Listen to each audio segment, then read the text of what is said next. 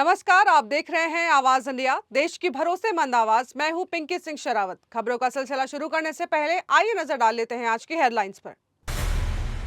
नवीन पटनायक ने वित्त मंत्री को लिखी चिट्ठी, आदिवासी व्यक्ति की पीड़ा पर जताया दुख।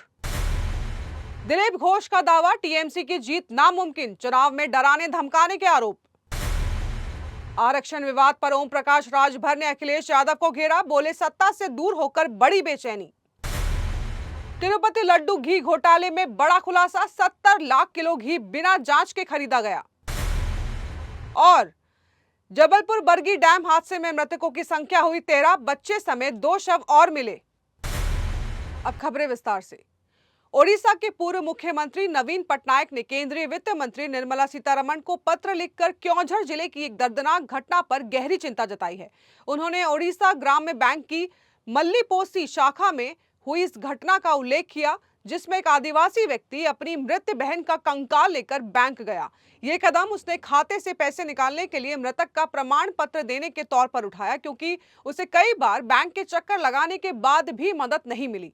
पटनायक ने इसे व्यवस्था की गंभीर विफलता बताया और तत्काल सुधार की जरूरत पर जोर दिया। उन्होंने कहा कि इस घटना ने मानवीय संवेदनशीलता और प्रशासनिक व्यवस्था पर सवाल खड़े कर दिए हैं। पश्चिम बंगाल के फलता विधानसभा क्षेत्र में मतदान से पहले सियासी माहौल गर्म हो गया है, जहां भाजपा नेता दिलीप घोष ने टीएमसी की जीत की संभावना को पूरी तरह खारिज किया है। उन्होंने कहा कि टीएमसी केवल अपने कार्यकर्ताओं का मनोबल बढ़ाने के लिए प्रचार कर रही है। दिलीप घोष ने आरोप लगाया है कि इस क्षेत्र में लंबे समय से लोगों को वोट देने से रोका जाता रहा है और उन्हें डराया धमकाया जाता है। उन्होंने दावा किया है कि पहले चुनाव के दौरान मतदाता पहचान पत्र तक छीन लिए जाते थे, अब लोग खुलकर सामने आकर धमकी और रोक-टोक की शिकायत कर रहे हैं। उत्तर प्रदेश में आरक्षण के वर्गीकरण को लेकर सियासी बहस तेज हो गई है, जिसमें सुहेल देव भारतीय समाज पार्टी के अध्यक्ष और मंत्री ओम प्रकाश राजभर ने सपा प्रमुख अखिलेश यादव पर निशाना साधा है। उन्होंने सोशल मीडिया पोस्ट के जरिए आरक्षण और राजनीति को लेकर अपनी बात रखी। ओपी राजभर ने कहा कि सत्ता से दूर होने के बाद अखिलेश यादव की बेचैनी साफ दिखाई दे रही है। उन्होंने आरोप लगाया है कि राजभर समाज, जिसे पहले सपा रैलियों में भीड़ बढ़ाने के लिए इस्तेमाल किया जाता था, अब अधिकार और सम्मान के साथ सत्ता में भागीदारी कर रहा है। उनके मुताबिक ये स्थिति सपा नेतृत्व को असहज कर रही है। आंध्र प्रदेश सरकार के एक सदस्यीय आयोग की रिपोर्ट में खुलासा हुआ है कि तिरुमाला तिरुपति देवस्थानम ने 70 लाख किलोग्राम से अधिक घी बिना अनिवार्य गुणवत्ता जांच के खरीदा। ये घी प्रसिद्ध तिरुपति लड्डू बनाने में इस्तेमाल किया गया था। रिपोर्ट में इसे प्रशासन की गंभीर विफलता बताया गया है, जिसके चलते मिलावटी घी की आपूर्ति का मौका मिला। अधिकारियों का आरोप है कि उन्होंने सुरक्षा जांच को नजरअंदाज किया और प्रयोगशाला रिपोर्ट को दबा दिया। रिपोर्ट के अनुसार ये अनिवार्य एफएसएसआई परीक्षण नियमों में बदलाव कर आपूर्तिकर्ताओं को छूट दी गई। वक्त हो चला है एक छोटे से ब्रेक का।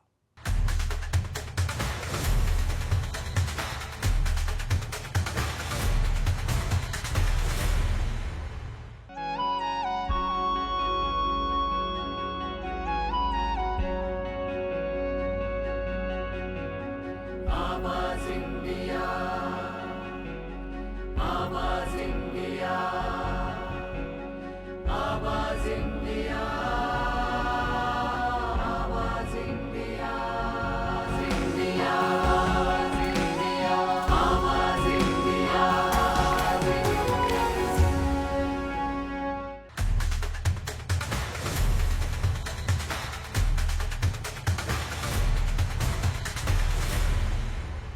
ब्रेक के बाद आप सभी का स्वागत है। बढ़ते हैं अगली खबर की ओर। जबलपुर के बरगी डैम में हुए क्रूज नाव हादसे में मृतकों की संख्या बढ़कर 13 हो गई है, जिसमें रविवार को एक 5 वर्षीय बच्चा और उसके चाचा का शव बरामद हुआ। पुलिस ने बताया है कि दोनों शव डैम में तैरते हुए मिले, जिन्हें बाद में बाहर निकाल लिया गया।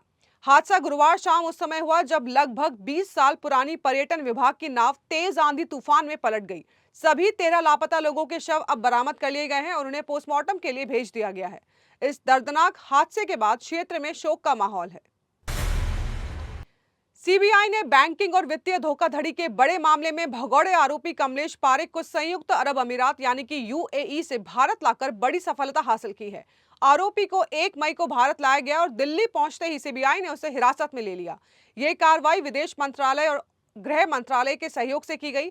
कमलेश पारेख के खिलाफ इंटरपोल का रेड नोटिस जारी था, जिसके आधार पर उसे यूएई में पकड़ा गया। उस पर कई बैंक के समूह के साथ मिलकर सैकड़ों करोड़ रुपए की धोखाधड़ी का आरोप है। बाराबंकी में पुलिस प्रशासन ने कुख्यात ड्रग माफिया मिसबाहुर रहमान उर्फ अज्जन के नशे के काले कारोबार पर बड़ी कार्रवाई करते हुए उसकी करीब 6 करोड़ रुपए की अचल संपत्ति फ्रीज कर दी है। ये कार्रवाई एनडीपीएस एक्ट 68F2 के तहत न्याय निर्णायक प्राधिकारी नई दिल्ली के आदेश पर की गई। आरोपी लंबे समय से मादक पदार्थों की तस्करी में लिप्त था और अवैध कारोबार से उसने करोड़ों की संपत्ति अर्जित की है। जब्त की गई संपत्ति में नवाबगंज क्षेत्र में उसका आवासीय मकान शामिल है, जो उसकी पत्नी के नाम पर दर्ज है। प्रशासनिक टीम ने मौके पर पहुंचकर मुनादी करते हुए संपत्ति को फ्रीज कर दिया है। इस कार्रवाई को नशा कारोबार पर बड़ी सख्त कार्रवाई माना जा रहा है। सोशल मीडिया पर आशिकी फेम एक्टर राहुल रॉय के पुराने वीडियो वायरल होने के बाद उन्हें ट्रोल किया जा रहा है, जिस पर एक्टर आशीष शर्मा ने कड़ा विरोध जताया। आशीष शर्मा ने अपने को एक्टर के समर्थन में कहा कि किसी कलाकार को कुछ सेकंड की क्लिप के आधार पर जज करना गलत है। उन्होंने इंस्टाग्राम पोस्ट में लिखा कि आज के समय में लोग कलाकारों को जल्दी आंक लेते हैं। आशीष ने बताया कि राहुल रॉय के साथ काम करने का उनका अनुभव बेहद ईमानदार और प्रोफेशनल रहा है। राहुल हमेशा पूरी तैयारी के साथ सेट पर आते थे और अपने काम को गंभीरता से करते थे।